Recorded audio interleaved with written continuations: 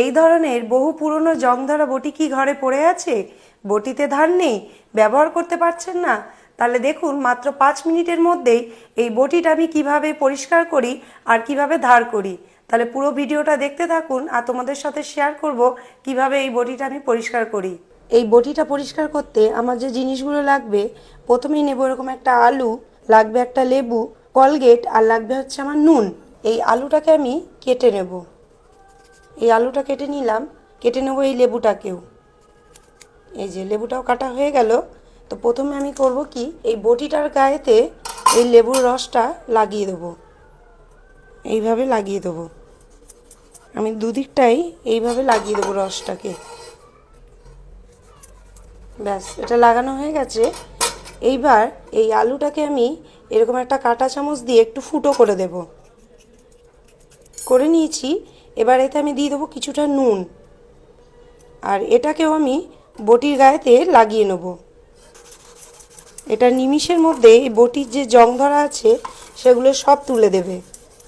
দেখো একটুখানি লাগিয়েছি, দেখো তাতেই কতটা পরিষ্কার হয়ে যাচ্ছে।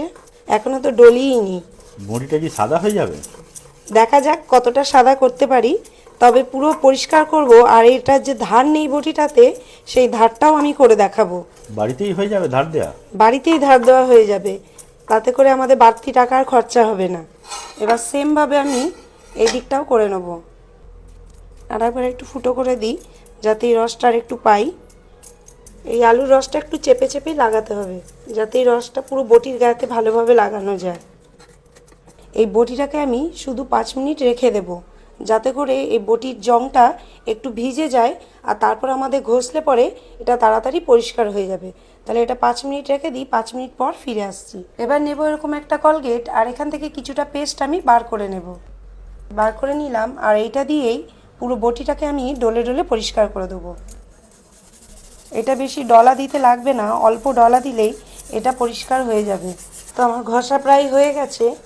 এবার এটাকে আমি ধুয়ে নেবো বটিটাকে। এই দেখো, বাবা, একদম চকচক করছে গো। চকচক করছে বটিটা। তো তোমরা দেখতেই পাচ্ছ এই বটিটা আমি কিরকমভাবে পরিষ্কার করেছি। তো তোমরাও এইভাবে ট্রাই করো, তোমাদেরও জং ধরা বটি নিমিষেই পরিষ্কার হয়ে যাবে। এইবার দেখাবো তোমাদের বটিটা কিভাবে ধার করতে হয়।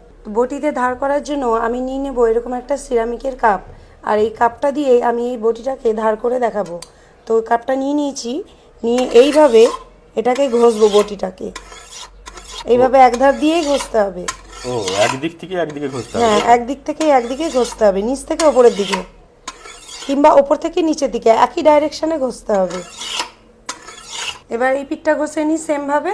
তো এইভাবে যদি আমরা ঘষে নিই বটিতে, তাহলে পরে দিন 15 আমাদের আর বটিতে ধার দিতে লাগবে না, আর আমাদের বটি হয়ে যাবে ধারালো, আর এতেই আমরা সমস্ত আনাজ কাটতে পারবো। আর একটা উপায় আমি তোমাদের দেখাবো কিভাবে এই বটিটাকে ধার করতে হয়। তো এই কাপটা আমি প্রথমে সরিয়ে দিই, নিয়ে নেবো এরকম একটা ছুরি, আর ছুরি দিয়ে এই বটিটাকে আমি ধার দেবো। তো এইভাবেও ধার করা যাবে? এইভাবেও ধার করা যাবে। তো এইভাবে দুটো সহজ উপায় দেখিয়ে দিলাম কিভাবে বটি আমাদের ধার করতে পারবো আর কিভাবে বটি পরিষ্কার করতে পারবো। তাহলে তোমরা দেখতেই পেলে আমি কিভাবে বটিটাকে পরিষ্কার করলাম আর কিভাবে এটাকে ধার দিলাম। ভিডিওটা যদি তোমাদের ভালো লাগে তাহলে ভিডিওটাকে লাইক দিও, শেয়ার দিও, কমেন্ট করে দিও। এরকম ধরনের ভিডিও দেখার জন্য আমাদের পেজটাকে ফলো করে রেখো। আজকে এই পর্যন্তই, দেখা হবে পরের ভিডিওতে। টাটা।